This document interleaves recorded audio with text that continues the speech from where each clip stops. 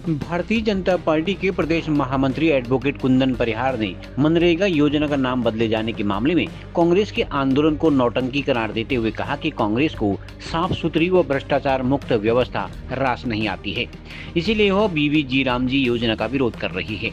बागेश्वर में पार्टी कार्यालय में पत्रकारों से वार्ता करते हुए प्रदेश महामंत्री ने कहा कि दरअसल कांग्रेस को योजना के फायदों से कोई मतलब नहीं है, उसे सिर्फ भगवान राम के नाम से दिक्कत है।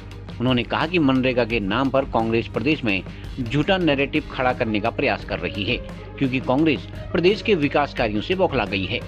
उन्होंने बीवी रामजी योजना को पहले से अधिक पारदर्शी, मजदूरों के फायदेमंद वाली तथा भ्रष्टाचार मुक्त योजना बताते हुए कहा कि जनता कांग्रेस के झांसे में आने वाली नहीं है। पत्रकार वार्ता के दौरान भाजपा जिला अध्यक्ष प्रभा गढ़िया, विधायक पार्वती दास, खड़क सिंह टंगड़िया, आदर्श कठायत, राजकुमार मेहता आदि मौजूद थे।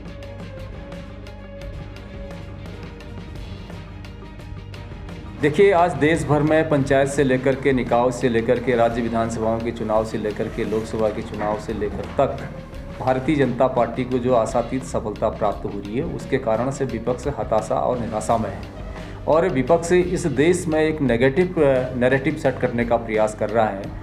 और कभी उन्होंने कहा कि भारतीय जनता पार्टी ने संविधान को खतरे में डाल दिया, कभी कहा कि इन्होंने लोकतंत्र की हत्या कर दी, कभी कहा कि इन्होंने ये आएंगे तो आरक्षण को समाप्त कर देंगे, कभी इन्होंने कहा कि ये एसआईआर ला करके इस देश में जो है मतदाताओं को कम कर रहे हैं। तो एक इस प्रकार से लगातार कांग्रेस एक नेगेटिव नैरेटिव सेट करने का प्रयास कर रही है। यही नेगेटिव नैरेटिव जो सेट करने का जो एक प्रयत्न उनका और है, वो है विकसित भारत राम जी बिल को लेकर के। कांग्रेस इसमें भी पूरी तरह से भ्रम फैला रही है। माननीय प्रधानमंत्री आदरणीय नरेंद्र मोदी जी के नेतृत्व में 2047 में जब भारत देश को आज़ादी के 100 वर्ष पूर्ण हो चुके होंगे, तब इस भारत को एक विकसित राष्ट्र बनाने की उनकी संकल्पना है। उस विकसित भारत को बनाने के लिए ही ये बिल लाया गया है।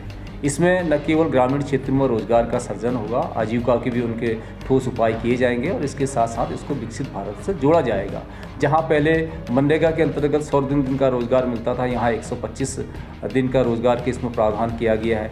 कृषि चक्रों के आधार पर इस बिल को लाया गया है कि जो हमारी 60 दिन की बुआई से लेकर के कटाई से लेकर के निराई का जो समय होता है, जहाँ पर मजदूर नहीं मिल पाते हैं, उस समय में श्रमिकों को इसमें छुट्टी का प्रावधान किया गया है कि वो कृषि कार्यों को कर सकें, वहाँ उनको रोजगार प्राप्त हो सके, कृषि की लागत कम हो सकें और इसके साथ साथ ये भ्रष्टाचार मुक्त हो, क्योंकि मनरेगा पूरी तरीके से भ्रष्टाचार की भेंट चढ़ चुकी थी। इसलिए भ्रष्टाचार मुक्त हो, इसलिए एक विधेयक माननीय प्रधानमंत्री जी के नेतृत्व में भारत में लाया गया है और हम समझते हैं कि इसमें जो हमारे ग्रामीण क्षेत्र में हैं उनको रोजगार भी प्राप्त होगा, उनको आजीविका के नए अवसर भी प्राप्त होंगे और साथ साथ हम सब लोग विकसित भारत की संकल्पना को भी इस बिल के माध्यम से साकार कर पाएंगे। सर, इसमें आरोप ये लग रहा है कि इसमें राज्य का अंशदान आपने कम कर दिया है, तो इस हिसाब से फिर मजदूरों की मजदूरी कम होगी या विपक्ष का इस तरह का आरोप? देखिए, कोई भी मजदूर की मजदूरी इसमें कम होने वाले नहीं है। पहले आपने देखा कि मनरेगा के समय में किस प्रकार से जो श्रमिक हैं उनका भुगतान महीनों और सालों तक नहीं हो पाते थे।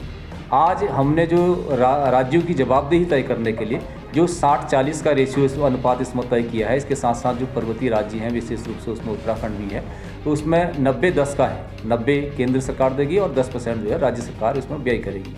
राज्यों की जवाबदेही सुनिश्चित हो, राज्य अपनी जिम्मेवारी से मुंह नहीं मोड़ सके, इस प्रकार का अनुपात इसमें रखा है। निश्चित रूप से जब राज्य अपनी जवाबदेही को समझेंगे तो और भी इसमें धरातल पर और अच्छे काम हो पाएंगे। ये अल्पकालीन योजना से लेकर के दीर्घकालीन योजनाओं को बनाने वाली एक अच्छा विधेयक है। एक आरोप विपक्ष का सर ये भी है कि आप राष्ट्रपिता महात्मा गांधी जी के नाम पर ये योजना थी, तो आरोप ये लग रहा है कि भाजपा को जो है महात्मा गांधी से आपत्ति थी, इसलिए जो है उन्होंने इनका नाम को हटाया है। देखिए, भाजपा को महात्मा गांधी से कभी भी आपत्ति नहीं रही, हम उनका पूरा सम्मान करते हैं, लेकिन कांग्रेस को इस बिल से आपत्ति नहीं है। कांग्रेस को भगवान राम के नाम से आपत्ति है। कांग्रेस ने अपने शासनकाल में भगवान राम को एक काल्पनिक कहा। कांग्रेस ने कहा था कि राम सेतु जैसी, जहाँ पर भगवान राम की सेना ने राम सेतु का निर्माण किया था, राम सेतु जैसी कोई चीज़ ही नहीं थी, जबकि नासा के वैज्ञानिकों ने भी उसको स्वीकार किया था। हम महात्मा गांधी जी के जो पूज्य भगवान श्री राम हैं, उनके नाम पर इस बिल को लाए हैं।